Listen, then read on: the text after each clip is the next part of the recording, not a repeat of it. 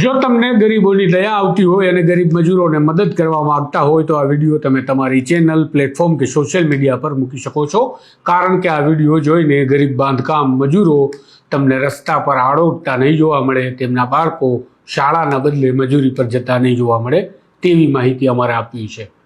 આ વિડીયોનો તમે ઉપયોગ કરો છો, તમને કોઈ કોપી સ્ટ્રાઇક પણ નહીં આપવામાં આવે તેની પણ સ્પષ્ટતા કરી દઉં. માટે જો ગરીબ બાંધકામ મજૂરો માટે તમારામાં જરા પણ દયા જેવું કંઈ હોય તો તમે આ વિડીયોને એટલો ફેલાવો કે તેઓ જાગૃત થઈ જાય કે તેઓ કેવી રીતે લાખો રૂપિયાની સહાય મેળવી શકે છે, જેને સરકાર ટલ્લે ચડાવી રહી છે.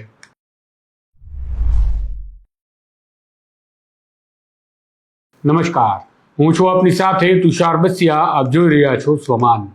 આ વિડીયોમાં હું તમને પુરાવા સાથે સમજાવીશ કે કેવી રીતે ગરીબ શ્રમિકોને લાખો હજારો રૂપિયા મળી શકે છે, એ પણ ખૂબ જ સરળતાથી. માટે ધ્યાનથી સાંભળજો અને સમજજો કે કેવી રીતે શું કરવાથી રૂપિયા મળશે. તો સૌ પ્રથમ સમજો કે આ રૂપિયાની સહાય કોને મળશે.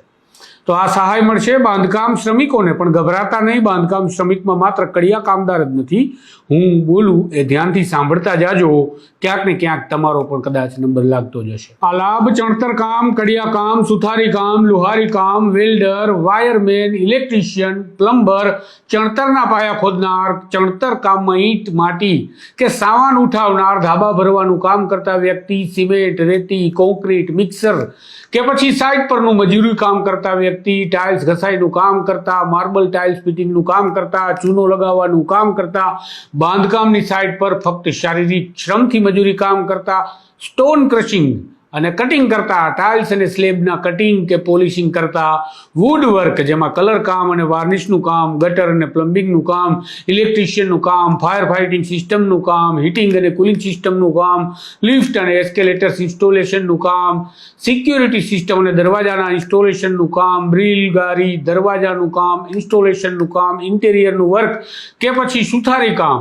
Fall ceiling lighting, plaster of Paris, water હાર્વેસ્ટિંગનું બાંધકામ, ગ્લાસ પેનલનું ઇન્સ્ટોલેશનનું કામ, ઈંટ બનાવવાનું કામ, નળિયા બનાવવાનું કામ કે જે કારખાના ધારામાં સામેલ ન હોય, ઇન્સ્ટોલેશન ઓફ એનર્જી સિસ્ટમ જેવા કે સોલાર પેનલ, સોલાર ગીઝર, રસોડામાં મોડ્યુલર કિચન બેસાડવાનું કામ કે બનાવવાનું કામ, સ્વિમિંગ પુલ, ગોલ્ફ કોર્સ કે જેવા રિક્રિએશનની સગવડ બનાવવાનું કામ કરતા શ્રમિકો, પ્રી ફેબ્રિકેશન કોન્ક્રીટનું મોડ્યુલ બનાવવાનું કે પછી બેસાડવાનું કામ કરતા શ્રમિક, કન્સ્ટ્રક્શન અને ઇરેક્શન જેવા કે સાઇનેજ બોર્ડ કે પછી ફર્નિચર, બસ ડેપો, સિગ્નલિંગ સિસ્ટમનું કામ, રોટરીનું કામ, કન્સ્ટ્રક્શન અને ફાઉન્ડેશનનું કામ જે ઇન્સ્ટોલેશન કરે છે કે પછી જાહેર બગીચાઓ અને જોગિંગ ટ્રેક બનાવવાનું કામ કરે છે કે પછી મનરેગામાં કામ કરે છે અને અન્ય રાજ્ય સરકાર દ્વારા સૂચિત કરેલા કામો માટે શ્રમદાન કરે છે કે શ્રમ કરે છે, એ તમામ લોકો આમાં સામેલ થાય.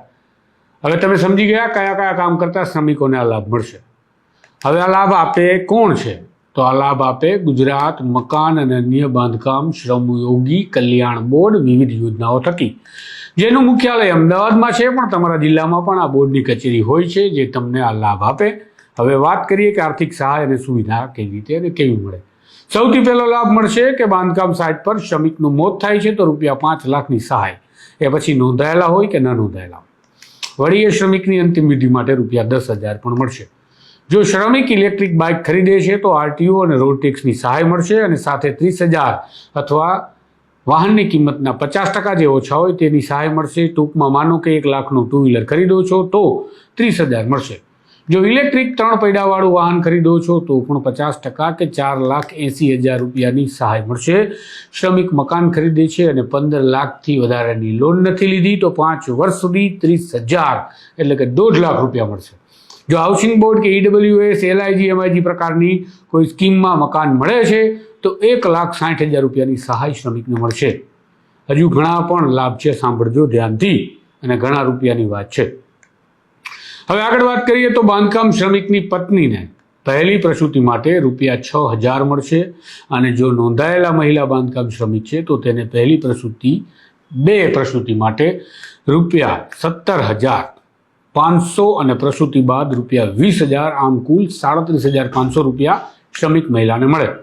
એનાથી જો આગળ વધીએ તો શ્રમિક મહિલાની પહેલી 2 પ્રસૂતિ પૈકી એક દીકરીને ₹25,000ના બોન્ડ મળે. સાથે જ શ્રમિકોના બાળકોના અભ્યાસ માટે પણ ધોરણ 1 થી 12 સુધી ₹1,800 થી ₹10,000 શિક્ષણ સહાય મળે.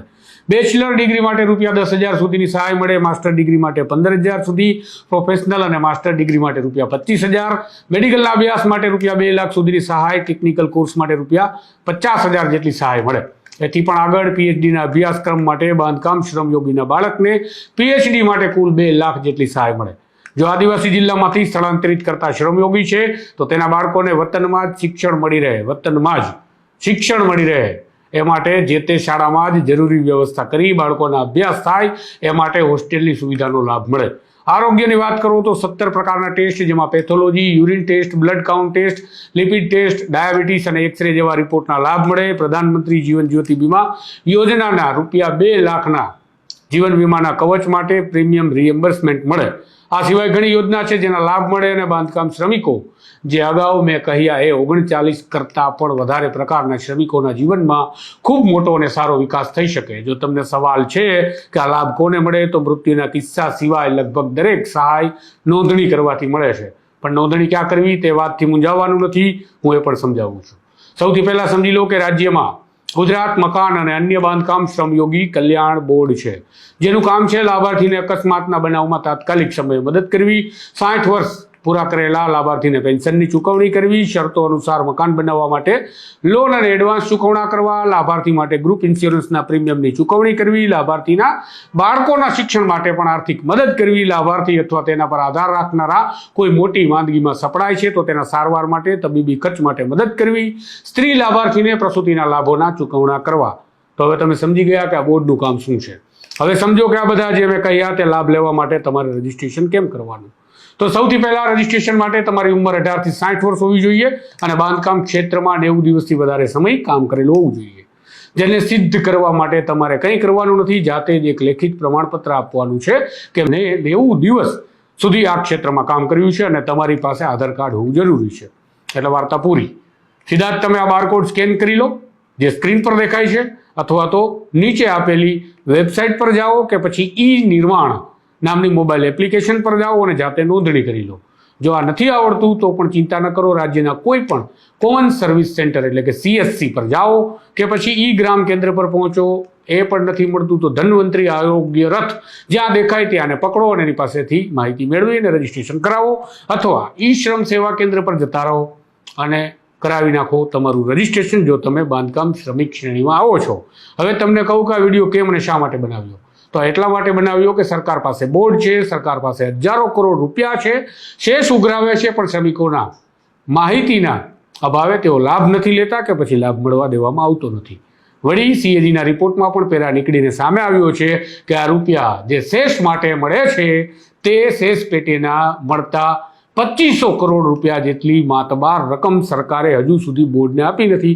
અને જે રકમ બોર્ડને મળી છે તેનાથી કેટલો લાભ થયો તેની સમીક્ષા અમે કરવાના છીએ, માટે અત્યારે તેની વાત કરતો નથી. પણ સરકારની આ સ્થિતિ છે તો અમારા કલ્યાણ કેવી રીતે શ્રમિકોનું થશે એ સવાલ છે.